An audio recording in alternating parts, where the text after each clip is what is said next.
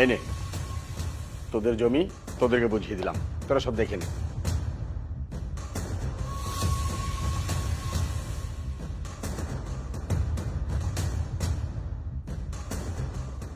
বাবা, এখানে তো সব সম্পত্তির দলিল আছে, কিন্তু উত্তরপাড়া যে 10% জমি আমাদের, সেটার তো কোনো দলিল নেই। সেটা কোথায়? হ্যাঁ বাবা, সেটাই তো দেখলাম। ওই জমির 1%ও তো তুমি আমার বা ভাইয়ের নামে দাওনি। ওই জমিটা আমি তোমাদের কাউকে দেবো না, ওই জমিটা আমি হৃদয়ের জন্য রেখেছি। কি? বাবা, আপনি কি পাগল হয়ে গেছেন? বাড়ির একটা কাজের লোককে আপনি সম্পত্তির ভাগ দিচ্ছেন, এটা কেমন কথা? আমার মাথা খারাপ হয়নি বৌমা, কারণ তোমরা হৃদয়কে কাজের ছেলে হিসাবে দেখো। আমি কিন্তু তাকে কখনো কাজের ছেলে হিসেবে দেখিনি। সে আমার কাছে আমার সন্তানের মতো। বাবা, তুমি কি পাগল হয়ে গেছো?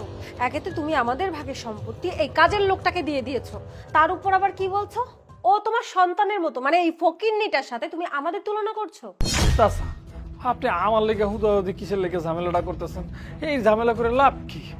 আমার কিছু দিতেই বলো, সব ভাইয়া ভাবি আর বোনের দিয়ে দেন। এই ছোট লোকের বাচ্চা, আমার ব্যাপারে পড়ায় পুড়ায় এখন আবার তুমি আমার কাছে ভালো শাস্তাছস না? শাহাদাত, মুখ সামলে কথা বল। হৃদয় আমার কাছে কিছুই চাইনি, আমি যা দিয়েছি ওকে আমার নিজের ইচ্ছা দিয়েছি। হ্যাঁ বাবা, নিজ ইচ্ছাই তো দিয়েছেন। আপনার ছেলে আপনার মেয়েকে ঠকিয়ে আপনি সম্পত্তিগুলো একটা বাড়ির কাজের লোককে দেন। আচ্ছা বাবা, এটা কি আপনার ছেলে? রাস্তায় কুড়াই পাইছেন নাকি? আমার তো মনে হয় এটা আপনার অবৈধ ছেলে। বৌমা, বাবা, চিৎকার করছো কেন?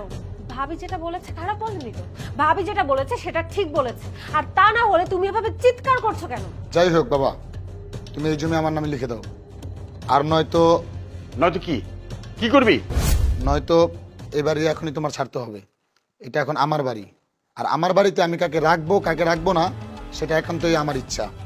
সাদাত ভাই, আপনি এগুলো কি কইতেছেন? আপনি আমার লেগে চাচার এই বাড়িতে বাইর করে দিবেন? হ্যাঁ দেবে, কেন?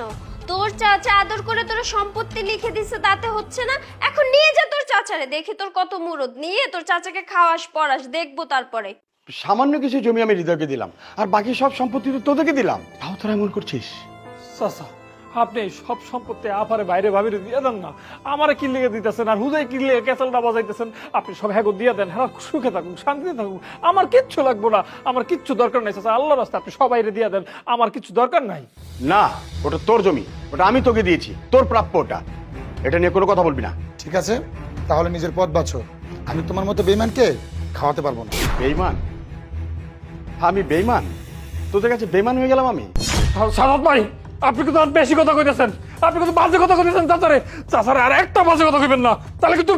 আচ্ছা ঠিক আছে, তোমার চাচাকে আর একটা উল্টাপাল্টা কথা বলবে না। তো তুমি নিয়ে যাচ্ছ না কেন তোমার চাচাকে? দেখি না, নিয়ে যে খাওয়াও পড়াও কেন? এখন কি আর মুরদ নেই? হ্যাঁ আছে ভাবি, আছে, আমার এই মুরত আছে। আপনারা যদি না খান কোনো সমস্যা নেই, আমি চাচারে নিয়ে খাওয়াবো। আমার এই মুরত আছে, আমি খাওয়াইতে পারবো চাচারে। চাচা, আপনার কোনো সমস্যা নেই, আমি আপনারা খাওয়াবো। হ্যাঁ বাবা হৃদয়, চল আমি তোর সাথে চলে যাই, কারণ এখানে থাকলে যে কোনো সময় রাত 3 জন আমাকে মেরে ফেলতে পারে। আমি থাকবো না এখানে, চল বাবা। আপনি চলেন চাচা, আপনি চলেন। যাও যাও, ওর সঙ্গেই যাও। আমিও দেখবো ওই ছেলে তোমাকে কতদিন খাওয়ায়। যখন আর খাওয়াতে পারবে না তখন তোমাকে লাথি মেরে বের করে দিবে, তখন ঠিকই আমাদের কথা মনে করবা। আপনের থেকে পর বেশি হয়ে গেছে। কাকা, কাকা কইতেছিলাম কি, আপনি এরকম মন খারাপ করে রাস্তা দিয়ে সেই কতক্ষণ যাবত হাঁটতেছেন, আমার কিন্তু এগুলো দেখতে ভালো লাগতেছে না। কইতেছিলাম কি, আপনি আমার লগে চলেন। কই যাবো, কই থাকো? এটা কি কইলেন কাকা? আমি আপনাকে বাসায় কাম করি, কিন্তু তারপরে তো মাঝে মধ্যে আমি বাসায় বাড়িতে যাইতাম। আমার তো একটা থাকার জায়গা আছে, আমি ছোট্ট একটা জায়গায় থাকি। আপনার একটু কষ্ট হইব থাকতে, মানতাছি, কিন্তু কয়েকদিন গেলে আমি আপনার লিগে একটা ভালো রুমের ব্যবস্থা করবো। আপনি ওখানে থাকবেন, আমি নিজে আপনার দেখাশোনা করবো, আপনার কোনো কষ্ট হইব না, আমি এটা কথা দিতেছি। বাবা রে, তুই আমার এত ভালোবাসস, কিন্তু আমি আগে কল্পনা করিনি কোনোদিন। আমার আপন পোলা মানে তো কোনোদিন আমার এত আদর করে কয় নাই। কাকা, আপনি এটা কি করলেন? সেই ছোট্টবেলা থেকে আপনি আমার কোলে পিঠে করে মানুষ করছেন। আমি আপনাকে বাসায় থাকতাম, কামের পোলা হইতে পারি, কিন্তু কখনো কামের পোলার চোখে দেখেন নাই। আপনি আমারে আপনার পোলাপানের মতোই আদর করছেন, কখনো কামের পোলা বলে একটা খারাপ কথা কর নাই যে আমি কষ্ট পাবো। আর আমি আপনার বিপদের দিনে আপনার পাশে থাকবো, এটা কোনোদিন হয় না। ওই কাকা, আপনি আমার দোয়া করেন, আপনি আমার দোয়া করলে দেখবেন আমি আপনার সব আশা পূরণ করতে পারবো। আর একটা কথা কাকা, আপনি তো জানেন আমি লেখাপড়ার পাগল ছিলাম। আমি আপনাকে বাসায় কাম করতাম, কামের পাশাপাশি আমি কিন্তু লেখাপড়াটা চালাই গেছি, আমি কিন্তু লেখাপড়াটা ছাড়ি নাই। আর লেখাপড়াটা কইরা আমি কিন্তু অনার্সটা কমপ্লিট করছি। তারপরেও আমি ওই আপনাকে বাসায় কাম করতাম কি লিগে জানেন? ওই আপনার ছাইরাইলে আমার না ভালো লাগতো না, আমি আপনার ছাড়া থাকতে পারবো না। ছোটবেলা থেকে আপনার লগে আমি থাকছি না, আপনার সেবা যত্ন করছি না, আপনি আমার ভালোবাসছেন না, আদর করছেন না, আপনি আমার ফুলের মতো দেখছেন না, বাপরে ছাইরা কেমনে থাকি কোন? এই জন্য আমি অন্য কোনো চাকরি খুঁজি না। বাবা রে, তোর মতো একটা পোলা আমার ঘরে জন্ম হয় নাই কেন রে বাবা? কাকা আপনি এটা কি কইলেন? পোলা বানায় আপনার ঘরে জন্ম দেয় নাই মানে? আরে জন্ম দিলে কি পোলা হয়? জন্ম দিলে কি বাপ হয়? আপনি আমারে লালন পালন করছেন, বাপের মতো মানুষ করছেন আপনি আমারে। তারপরও আপনি এই কথা কইতেছেন আমি তো আপনার পোলাই, আমি তো আপনার কোনোদিন অন্য কোনো চোখে দেখিনি, আমি তো আপনার বাপের চোখেই দেখছি। আর আপনি কইতেছেন আমি কি লেগে পোলা হিসেবে আপনার কাছে জন্মগ্রহণ করলাম না? কাকা আপনি দেখে নিন, আমি নিজের তৈরি করবো, নিজের তৈরি করে এমন একটা জায়গায় নিয়ে যাবো আজকে যারা আপনার লগে এই অন্যায় কামটা করছেন, আপনার ঘরতে বাইর করে দিছে না, আমি এগুলোর প্রতি প্রতিশোধ নিব।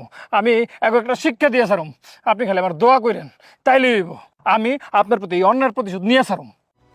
বাজান রে, আমার বুকে আমি একটু দুই আয়।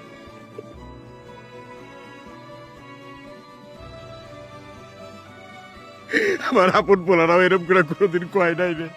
বাবা তুমি এই খাটের বাবা তোমার একটু খাওয়া দেই, বাবা তুমি চলো তোমার গোসল করা দেই।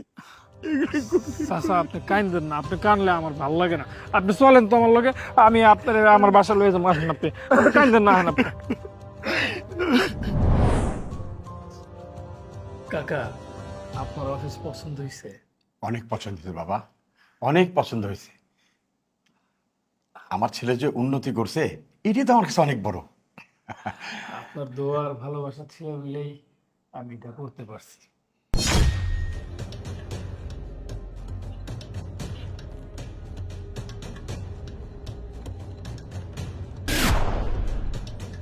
তোরা তোরা এখানে কেন এলি? আসলে বাবা, আমরা আমাদের ভুলটা বুঝতে পেরেছি, আর আমাদের আলাদা থাকাটা উচিত হয়নি।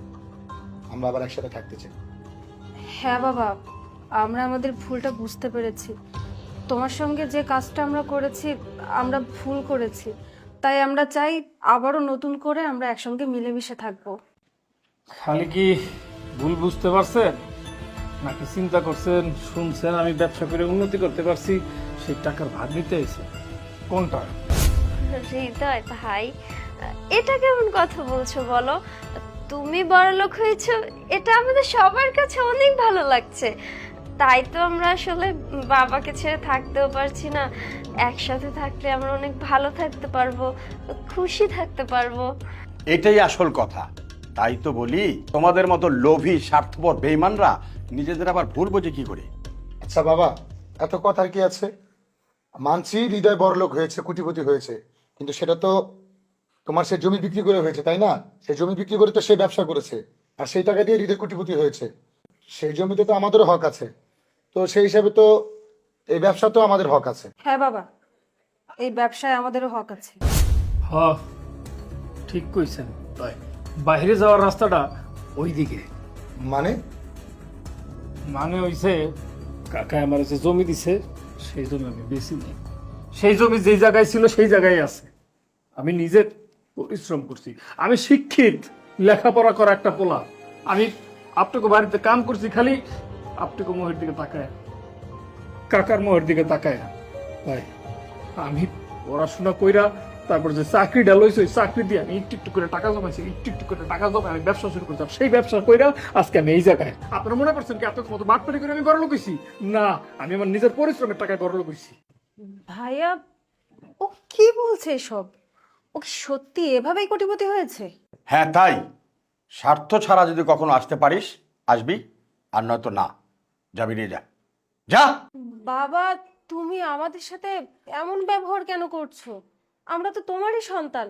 নিজের সন্তানদেরকে কেউ এভাবে বের করে দেয়? সেদিন যখন বাড়ি থেকে বের করে দিলি তখন মনে পড়েনি যে আমি তোর বাপ? বেয়াদব মাইয়া, বাইরো বাইরো বলতেছি।